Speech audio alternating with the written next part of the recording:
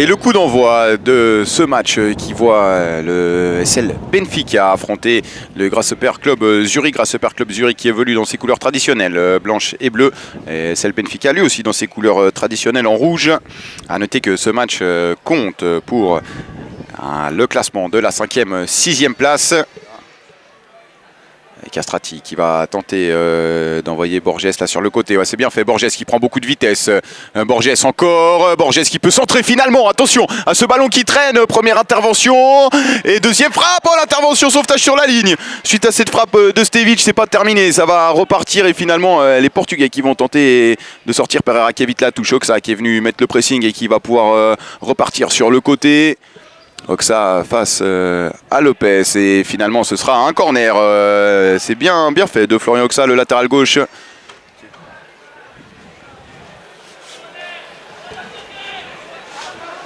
Avec son ballon au centre du terrain à Pereira. Avec la montée de Lopez, Pereira qui revient dans l'axe. Ouais, on a tenté quelque chose de compliqué là. Finalement, ballon qui termine dans les pieds de Neves qui va pouvoir écarter sur le côté gauche. C'est très bien fait pour Alves. Alves, le contrôle. Alves qui va se mettre sur son pied droit. La frappe d'Alves, pas de souci. Et Costa Makripodis qui peut s'emparer du ballon. Et encore une fois, on cherche et on trouve Pereira. Pereira avec un bon ballon dans le dos de la défense. Avec Neves. Neves qui remet à Pereira. Ouais, c'est bien fait. Pereira qui met en retrait. Attention à la frappe qui s'ensuit. Ouais, frappe trop croisée là de Bernardo Neves. Et pas de souci pour Costa Makripodis qui va pouvoir dégager les siens. Alors qu'il reste 1 minute 30 dans cette partie. Enfin, surtout dans cette première période, bien évidemment, il y aura encore 20 minutes après pour la seconde période. Et puis on vous rappelle que si jamais le score ne devait pas évoluer ou s'il devait se terminer ce match sur un score nul, il y aurait directement une séance de pénalty, pas de prolongation. Mais attention parce que Neves est parti, il peut en envoyer Alves devant Alves et il évite le tacle de Castrati. La frappe croisée d'Alves, aucune chance pour Yannick, pour Costa Makripodis et donc ouverture du score en faveur des Portugais du SL Benfica par l'intermédiaire de leur numéro 11, Thiago Felipe Alves Araujo. Ce match entre le SL Benfica marqué par le numéro 11 du Benfica, Thiago Araujo. Et c'est donc 1-0 l'ouverture du score dans ce match à 1 minute du terme de la première période. Et ça c'est une bonne affaire pour les Portugais qui vont pouvoir normalement rentrer au vestiaire avec cet avantage d'un but. Alors que les Portugais tentent tout de suite de faire le break avec un centre, ballon repoussé. Attention parce qu'il y a Pereira qui est tout seul dans les 16 mètres. On a pu lui transmettre. Pereira qui a pu pousser jusqu'à Neves avec cette frappe. Pas de souci pour Costa Makripodis qui peut s'emparer du ballon. Et voilà, du côté portugais, toujours le même rythme qui est imposé avec des passes surtout avec les défenseurs centraux et puis dès qu'il y a une opportunité on tente de jouer devant une fois que l'équipe adverse est endormie. Et attention à cette percée côté gauche de Vitoria avec Alves. Ouais, c'est très bien fait d'Alves. Attention, il est rentré dans les 16 mètres. La passe en retrait d'Alves. La frappe de Neves s'est contrée par le capitaine Barbosa et ça va donner les premiers coups de pied de coin en faveur des hommes de Luis Araujo dans cette seconde période. Mais bon retour là de la défense de Grasshopper qui s'est bien repositionné. Le cuir toujours pour les Portugais. Et bonne intervention là de Müller. Attention, il y a une possibilité de surnombre pour les Suisses. Müller qui laisse. Attention à cette passe pour Schneider. Schneider qui a été bien gêné par la défense et ça a permis finalement à João Manuel Silva de sortir. Nouvelle récupération de Uka. Uka pour Müller. Müller devant lui, Fodmos, la déviation, Uka qui a voulu transmettre encore à Castrati, il l'avait vu dans son dos, nouvelle récupération, Uka, Schneider qui pousse pour Fodmos en bonne position, Fodmos, la frappe croisée, l'arrêt de João Manuel Silva qui allait très très vite à terre. Donc ça pour Uka, c'est bien fait. Uka face à Abreu. Ouais, Uka qui profite de la montée de Oxa qui a levé la tête, le centre avec Fodmos, un contrôle pas très simple de Fodmos. Ouais, c'est très bien fait. Fodmos qui se met en bonne position, il peut pousser pour Uka, la frappe de Uka et il est contré finalement par Alexandre Manuel Pelletra Correia. Un nouveau coup de pied de coin pour les hommes de Jakob Turgut.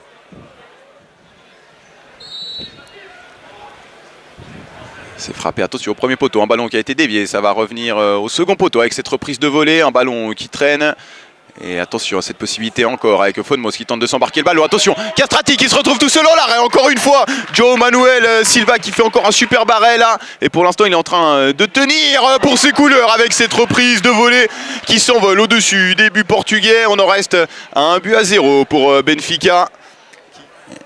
Et la bonne défense de Getse. Avec un ballon finalement qui va pouvoir sortir. Intervention de la tête, ballon qui est mis en touche. Et on va jouer rapidement côté zurichois avec la déviation de Fonmos. C'est très bien fait pour Castrati qui remet pour Fonmos.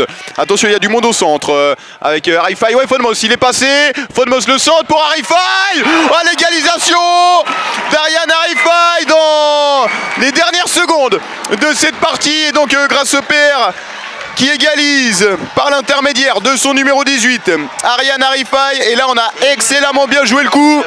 On a profité du fait que les Portugais n'étaient pas en place pour jouer rapidement cette touche avec une bonne déviation de Fonmos qui a continué son effort et qui a placé un centre superbe pour son compère Ariane Arifai. Et c'est donc un but partout entre ces deux équipes alors qu'on entre dans le temps additionnel de cette partie et qu'il y aura 1 minute supplémentaire. Si aucune de ces deux équipes n'inscrit un goal lors de cette minute, on va avoir droit à une nouvelle séance de pénalty pour départager ces deux équipes et savoir qui de Getse ou de Benfica terminera 5e de cette Geneva Cup. Mais attention, c'est pas terminé parce que Alves il a pu passer sur le côté. Le centre d'Alves au second poteau. Finalement, ça termine sur les pieds d'Abreu. Il n'y aura pas de corner. Alors qu'il y a un Zurichois qui a des crampes là-bas à l'extérieur du terrain. Alors, est-ce que c'est des crampes ou est-ce qu'il s'est fait mal? Ça, on pourrait pas le dire. Toujours est-il que le portier Makripodis peut dégager. Et l'arbitre qui met un terme à cette rencontre après le temps réglementaire. 1 but partout entre Grasshopper Club Zurich et le SL Benfica. On va donc avoir droit à une séance de tir au but pour départager ces deux équipes. Et la séance de pénalty donc pour départager le SL Benfica et le Grasshopper Club Zurich pour la 5e place. Et ce sont les Portugais qui vont commencer cette séance avec un premier pénalty très bien tiré de la part de Gonçalo André Alves Gomes. Aucune chance pour le portier zurichois Costa Makripodis. Et donc après le premier pénalty, c'est 1-0 pour Benfica.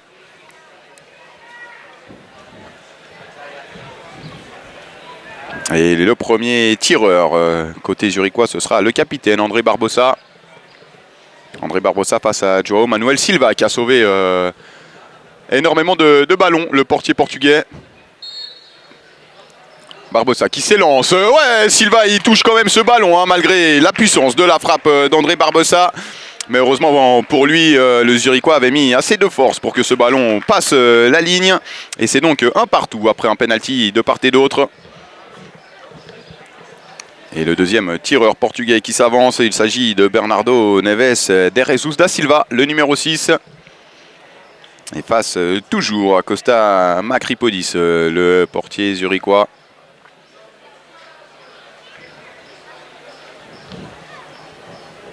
Alors Neves de Jesus da Silva qui a posé ce ballon, le coup de sifflet, deuxième penalty donc pour Benfica. Et Neves qui s'élance, ouais, contre-pied parfait. Makripodis qui avait choisi son côté gauche. Alors que Bernardo Neves de Jesus da Silva avait lui aussi choisi son côté gauche, c'est-à-dire le côté droit du portier zurichois. Et donc 2-1 pour l'instant pour Benfica. Mais le deuxième tireur helvète s'avance.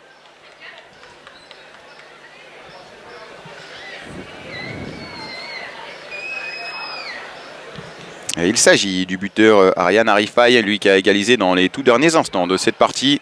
C'est lui qui a permis à son équipe de venir décrocher cette séance de pénalty. Deuxième tireur, Arifai qui s'élance. Et là aussi, contre-pied parfait. Lui aussi a choisi son côté gauche. Et là aussi, João Manuel Silva avait choisi son côté gauche. Et donc 2 partout dans cette séance de pénalty après 2 tirs au but de part et d'autre. Et donc le tour à présent au 3e tireur portugais.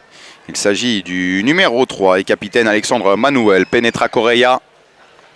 Alors pour l'instant, aucun des tireurs n'a raté son penalty ou n'a vu son penalty être arrêté par le gardien adverse.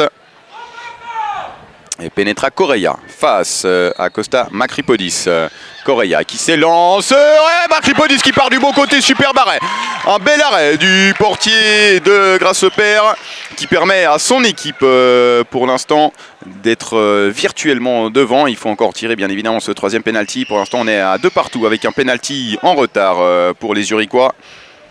Et c'est Leonardo Uka qui va aller tirer ce troisième penalty justement. Possibilité pour lui de donner une longueur d'avance à son équipe et de mettre la pression sur les épaules portugaises.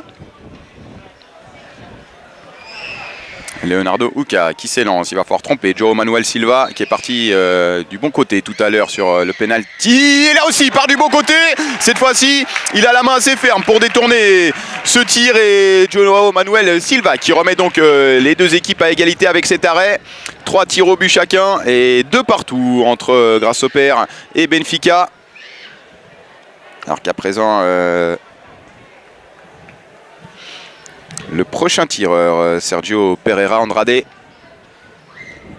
pour le 4e penalty de Benfica. 2 réussis, 1 raté. Et Pereira qui prend son élan. Pereira avec un ballon frappé côté droit. Et Costa Makripodis qui lui avait choisi l'autre côté. Donc 3-2 dans cette séance de penalty après 4 tirs au but côté Benfica, uniquement 3 pour l'instant du côté Grasshopper. Et le 4e tireur sera Serge Noah Muller qui a fait un très bon tournoi, hein, le milieu défensif de Grasshopper. Et possibilité pour lui de venir remettre les deux équipes à égalité après ce 4e penalty. Pour l'instant, léger avantage à Benfica, 3-2, mais ils ont un penalty d'avance. Muller qui va s'élancer. Muller qui frappe côté gauche et cette fois-ci João Manuel Silva choisit encore le bon côté et peut détourner ce penalty. Et donc avantage 3-2 pour Benfica après 4 tirs au but de chaque côté. Et là, aucune pression pour José Pedro Neves Gata. Parce que s'il marque ce penalty, son équipe termine 5e de cette Geneva Cup. S'il le manque, il faudra tout de même que Grasshopper marque le penalty qui suit, le 5e. Et donc 5e tireur, ça peut être la fin de cette séance de penalty avec José Pedro Neves Gata qui va s'élancer pour la victoire pour Benfica. Le contre-pied. Et effectivement, Benfica qui va donc terminer 5e suite à cette séance de penalty. Et Grasshopper Club Zurich terminera 6e malgré un bon match face à Benfica. Ils auront gagné leur première séance de tir au but pour se qualifier pour ce match. La deuxième séance aura eu raison d'eux et c'est donc Benfica qui termine 5e juste devant Grasshopper Club Zurich 6e. Et on se retrouve tout de suite pour la petite finale ainsi que la grande finale tant attendue de cette Geneva Cup.